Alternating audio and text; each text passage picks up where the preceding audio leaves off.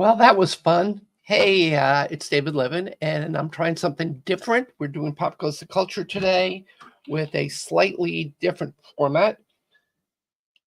And I'm getting echo on myself. So I'm going to stop for a second. Hold on a moment. There we go. There we go. Okay. Now we're good. Hi, welcome. This is my first time live streaming, so I apologize for any technical details. If you are watching and you want to join, you can. You can be on the show. And today I thought what I would do is bring on comments and talk about some of the comments that I've had from the YouTube channel. And if you want to comment on anything pop culture, we can do that. We'll do that for just a little while, and then we'll try something else. So here are my comments. A second. Let's see if we can fix that. Too big. So we'll do this, and we'll make that a little bit bigger. Hold on one second. Hope you're having fun today. It's a really beautiful day here in the New York metropolitan area. And okay, so these are comments on my Pop Goes the Culture channel.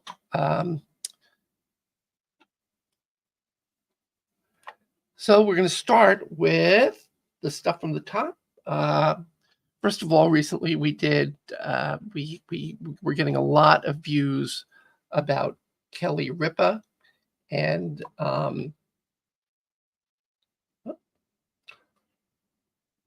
here we go. Okay, first of all, we got Barney Miller's Ron Glass, and what we are hearing right now from Sojourning. Thank you for writing. And Sojourning writes, I loved Ron Glass's character, Ron's mannerisms. I especially liked it when he goes sideways, when his suits got dirty, chasing down the criminals. So funny. R.I.P. Ron, the Lord be with you. Pray for the man's soul. I'm thinking he wasn't a Christian. I have no idea if he was a Christian or not, so no idea. Next, we have someone talking about Patricia Heaton, who was talking about where she was on 9/11. And this says, wonderful interview. Thank you. From Victorian Metal Girl. I can relate to the calmness she felt, knowing today can be your last and wanting to be there to investigate. At the end, she got choked up, saying, I hope we can get back to that point again. Our country was so united. She posts on social media about 9/11 and how it's a shame we are so divided. Well, yes, I can't disagree with that.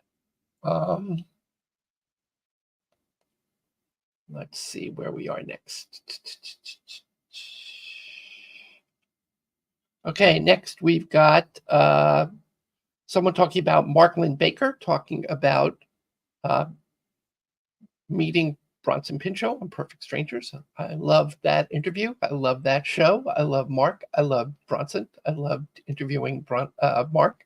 I didn't interview Bronson, but we do have an interview with him on Pop Goes the Culture, so you should watch for that. Greatest show ever. Well, it was a great show. Is it the greatest show ever, Paul Bloom 9535? Well, I don't know if it was the greatest show ever, but I'm going to give that a heart. Thank you. Kelly Ripa. Let's see if we can position this a little better. There we go. Kelly Ripa. When Stone Cold Joan Rivers was sobbing, you know it's real and raw emotions. I was 6 in kindergarten and can't believe today is 23 years ago. We're talking about 9/11. My mother was at home breastfeeding my then 9-month-old baby sister, watching Good Morning America, and saw the second plane hit live. I would have been on the bus or just gotten to school, as we were an hour being New York and Central Time zone, so it was a little past 7 our time. So I'm going to give you a heart. I remember 9/11. If you remember 9/11, feel free to comment. Would love to hear from you. JC Shazes. Oh, well, here we go. JC Shazes is my favorite in sync. Everything about him beautiful. Much love from Indonesia. Thank you. Michael Lembeck. I love Michael Lembeck. Co-star talking about his co-star Mackenzie Phillips on One Day at a Time, and this person just says Captain Cool because he played Captain Cool on a Saturday morning TV show. Next, we got Dana Delaney. I loved Dana Delaney. I loved interviewing her. And this is from One Bad SSG, said, still an absolute smoke show. Okay, yes.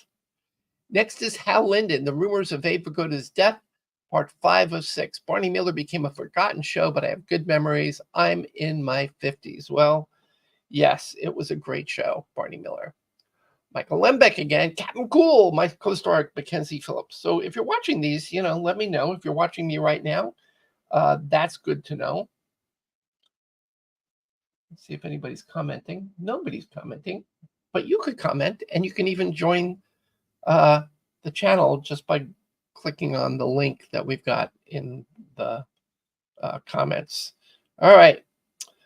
I'm not sure what this means, but from Mickey Dolenz of the Monkees, this is a part 2 interview.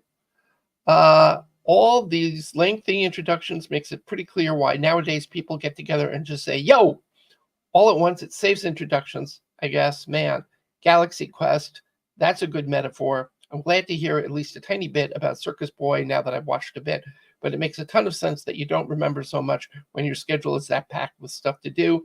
And the clothing description for the session, expecting a party, that's great. Fun just hearing about the dress-up part. And that was about Mickey Dolenz. Next, another comment about Mickey Dolenz, also from D-War. Actually, I think there was one of the spooky episodes that got topical because there was a werewolf with hair on his face, and the jokes kept coming. Hey, you can't go to Disneyland like that. It is kind of dated, but I totally get it, and I love that gag a lot. I, too, had to encounter weird reactions to stuff and heard about them, but not at Disneyland. It was another theme park. So chuckles about hair and features his fun in the Monkees while pointing it out to a supernatural character very casually. Well, there you go. Next, B. Arthur, one of my favorite interviews. They say, where is part 2? Well, part 2 is available if you become a member of the channel. I know. I'll make it public again soon. But, I'm trying to earn some money, and your comments are welcome, and your money is welcome. Moving on again to Kelly Ripa. Kelly Ripa, what happened to me on a 9/11 exclusive? Mikey Anthony 777 says, it's interesting that Joan Rivers was there because what she did that day was something that turned me off to her permanently. She said that as she watched this horror, she wrote jokes. Everybody deals with it differently. That night, September 11, 2001, Joan went to a comedy club and told jokes about this while the buildings burned. I lost all respect for her. I don't know if that's true or not, but okay. Knots Landing, Ted Shackelford. I like Ted Shackelford. This is from Swankhood. I was a huge fan of it in its prime. Abby shaped my personality. Abby was a mean girl. Abby made you into a mean girl? Loved Gary, Val, and Karen and Mac. We're watching now on Plex. I love the CG Kathy stories with Lisa Hartman. I like Lisa Hartman. I thought she was really pretty. Was there a reply to that? I am watching it for the first time on Plex, and I've heard so much about the show, and now I can finally enjoy it. So I'm glad you guys are interacting with each other. This is about Danielle Brisebois. Danielle Brisebois was on Archie Bunker's Place, and maybe even the last season of All in the Family. All these shows would bring on a kid for the last season or two. The Brady Bunch did it, and the Partridge Family did it, and Family Ties did it. Even Star Trek brought on a kid at some point. Not just Will Wheaton, but just a kid. All right. So this is what it says. I just watched the classic 2-part episode from season 2 of Archie Bunker's Place where Edith passed away, and both Archie and Stephanie are trying to process their grief. That scene towards the end when Archie broke down and cried after picking up Edith's left behind slipper, and then he finally agreed with Stephanie to arrange a visit to Edith's grave, that really tugged my heart big time. It made me realize how ultra important it is to keep the lines of communication open with loved ones, especially when a family member passes away and you get overwhelmed with sadness. They say it's when you're at your worst in life when you find out who truly is in your corner. That was a valuable life lesson Archie and Stephanie had to learn that day in order to get over Edith's step and move on with life.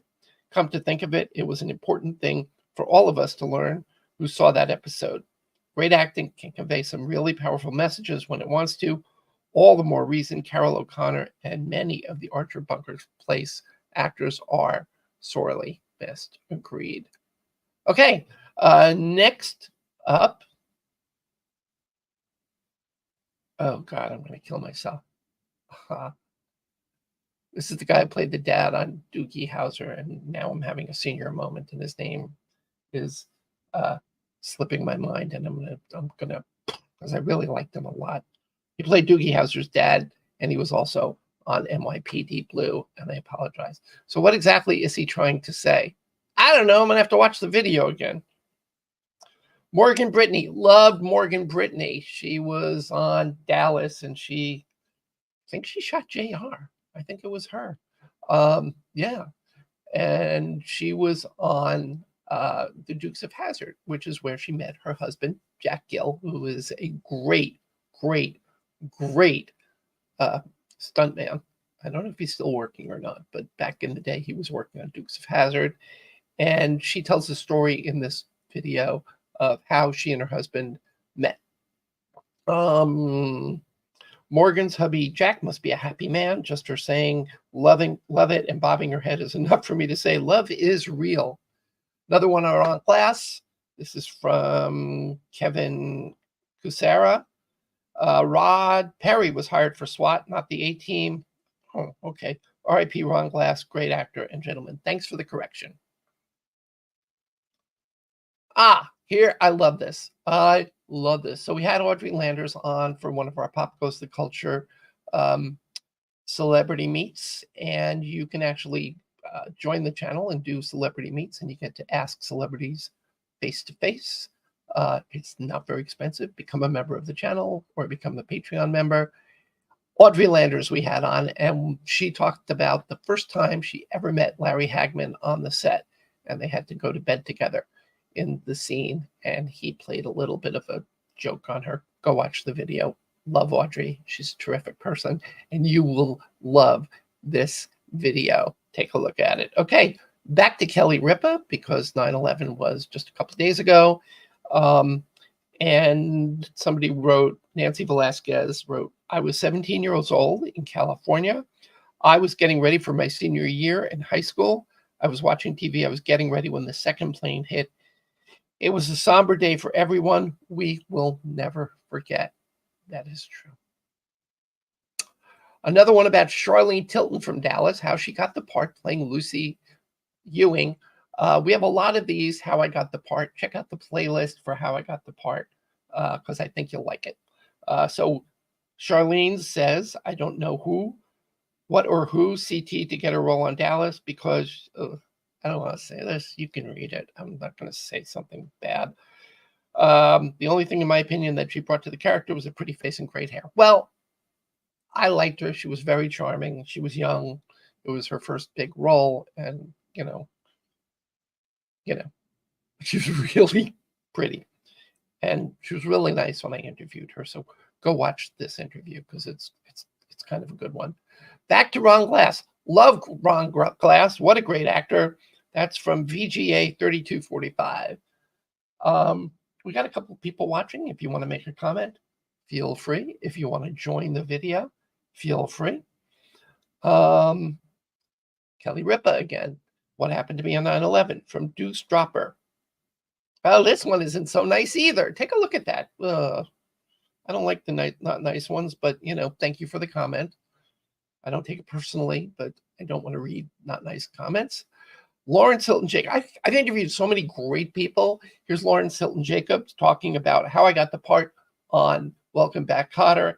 And we've got MJONG4LJ, 10 Days to Go, wrote heart, okay sign, prayer sign, and a party emoji. Oh, okay. So for a while, I was doing these things. I don't know if anybody wants to see them anymore. You tell me if you want to see them or if you couldn't care less. But I was doing these things called Hollywood cliches, where people say the same thing over and over from different movies. And this one was Take a Day Off. And the commentator, Stationary Wanderer, wrote, because the rich people in Hollywood don't understand that most people can't just take a day off whenever they like. You make a good point. Certainly we can't. If you want to join the conversation live, by the way, you can log on there and come into the show. We'd love to have you. Phoebe Snow, who was from my hometown, and I loved her and liked her, and she was a really good singer, and I really enjoyed this interview. And from CS 1957.5, I never hear her on any interview. She is articulate, not to mention very, very cute. Yes, she was, and she is well missed. She was terrific. This was a story about Gavin MacLeod meets Cary Grant, Hollywood Untold Stories. Now, this one I tried something different, and tell me what you think of it. If you like Hollywood Untold Stories, I will do more of them where I just take, a lot of the times I run an entire interview. In this particular time, I actually just told one story. If you like those, let me know. I'll do more of them. Cary Grant played as many U.S. sub-captains as he played Brits. 2, amazing career. No actor other than James Stewart made as many good movies as Cary. Well, could be. Davy Jones. We interviewed Davy Jones before he died. Reveals what John Lennon really thought about the Monkees. They were a corporate band, which actually was a great thing. I mean, they had access to more writing help and more instrumental help than any other band. I mean, the Beatles got help on albums too. Sure, they had to swallow some pride on the way, which had to be hard, but the music actually was pretty amazing in hindsight. Imagine if they were at peace with riding that crazy train and instead of fighting it, sought to just learn from all the talent brought together around them. You make a good point. If you have any comments, by the way, comment right now. We have exactly 0 people watching, so thanks for watching. If you're watching this on delay, then you can't, but I'm going to try to do more of these. If you want me to do more of these, say so, and if you don't, okay. Garrett Morris, SNL. Saturday night / NBC's from Rupper Duck is too chicken to allow us to actually see the bit. Maybe, but you could probably also find it on YouTube. Julia Duffy. This is another one where we told a story, and she told a story about working with Bob Newhart and how she got the part on the Newhart, not the Bob Newhart show, on Newhart. Newhart was one of the best comedies on television. Julia Duffy's character was very funny, and she was spot on every episode. May Bob Newhart rest peacefully in God's glorious kingdom. Can't disagree with that. Candy Clark reveals how I got the part in American Graffiti. Oh, she was so pretty in that movie. Well, that's not in English. Let's see what happens if we translate it in English. I spent my whole life confusing Candy Clark with Susan Clark, just like I did with Bruce Campbell and Bruce Abbott, too. Thank you from Raquel Carvalho. Okay. Interesting interview with Ed Asner. When I interviewed Ed Asner about 9/11, he had a lot of theories as to what was going on with 9/11. It was for a special that I was doing, and most people, I wanted to find out what they were doing, how they dealt with it, and what they did afterwards, if they did anything afterwards. Here's what Ed Asner had. Here's an Ed Asner. Well, go watch the video, you'll see. And here's what this person says, and I'm not going to say that I agree or disagree. I'm just going to read it to you. Still, Ed Asner cannot help himself but make more left-wing conspiracy theories that the 9/11 attacks were an inside job. Now, normally I don't do politics on this show. I just cover pop culture, but I'm going to read this because I'm reading these. And so This is not my words. This is somebody who's commenting. No words of sympathy for the victims. No words of sympathy for the families who lost family members on that day. He has some nerve saying that the Twin Towers were brought down with controlled demolitions. It's hard to read. He admits that he was not in New York when it happened. He never visited the Twin Towers. He's not an architect or a structural engineer or even seen the original blueprints of the Twin Towers. Just from watching countless videos and film of buildings being brought down with controlled demolition, he assumes that the towers were brought down that way, not realizing that the Twin Towers were not built like ordinary skyscrapers. He should be, well, he's passed away. He should be ashamed at himself for blaming and saying the U.S. government was involved. But then again, Ed Asner clearly has no shame. Now, this does not reflect my point of view. This is simply the view of Matt P. 3949. So, Matt, thank you for your comments. You may have your own opinions, and you should go see the video. And I'd love to hear what you think about what Ed Asner said about 9/11. They thought we were really Lenny and Squiggy. I really liked David Landers, and I was really sad when he passed away. He was really funny, and Lenny and Squiggy were created by, not by the creators of Laverne and Shirley. They were created by David Landers and Michael McCain. They were amazing improvisation guys, and that's how Lenny and Squiggy came to pass. He wrote, sounds like they were victims. This is from Hayes for Days. That's a funny name. Sounds like they were victims of typical showbiz screw over. We were lucky to have them. Yes. I'll give you a heart. Janae Dubois, she wrote the theme to the Jeffersons. You can hear the story a bit on the video that we've got. And from Jackson Marshall Kramer, this comment, good times, was a great show. Watched it when I was a kid. Gave it a heart. Okay, moving on. Again, Kelly Ripa, which we ran the other day. From MexBand000, the girl I was dating called me and woke me. I could hear fire engines outside my apartment complex. Obviously somebody from New York, and I didn't think much of it. Oh, no, not from New York. You see, I was living in Arlington, Virginia, not far from the Pentagon. Those trucks were on their way to Flight 77. I was awake from then on. Cell phone reception was very bad given the situation. The cell towers were overloaded and very difficult to make a call. And this was years before the iPhone. I don't recall what phone I had, maybe a Nokia or a Sony Ericsson. Almost everyone was on the road and going home, no matter what their job was or if they were in school. Everything was closing. Air traffic was being grounded. The entire country was grounded, and no foreign flights were allowed in. They were diverted to Canada, Mexico, or they turned around and went back. You know, we all have our own stories about 9/11. I certainly have mine. Would love to hear yours. If you have comments, you can tell your story here or on any of the 9/11 interviews that I posted. Rosemary, love Rosemary. Loved her even more after I did the interview. Boy, the word broad, and I hate the word broad, but she's a broad. And I say that in the best possible way. Rosemary was one of the best. From Joke Sal 9108, I like the Kay Kaiser, not even Glenn Miller comment. Kaiser was a cornball band. Miller was better, but not really a swinging band like Ellington or Lunsford.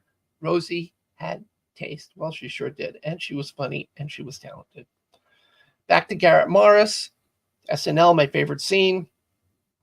The late 70s, the calm before the culture wars, when the grown-ups were in charge for a few minutes and people seemed able to admit humans can make mistakes, sincerely apologize for them, and it looked like we were going to start to move on like adults. And then historian Kelly says, thanks for the nostalgia. Pop goes the culture.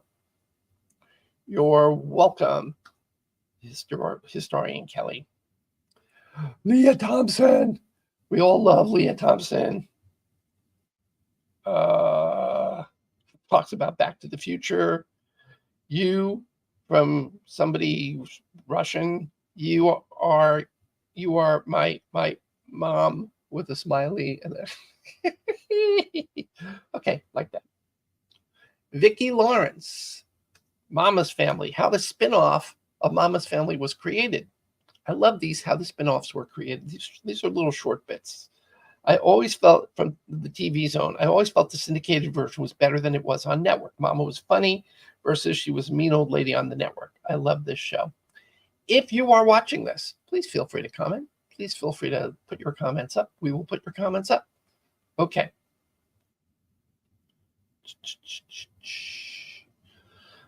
Yvonne Craig, who we all loved from Batman, the TV series, talks about her co-star, Adam West.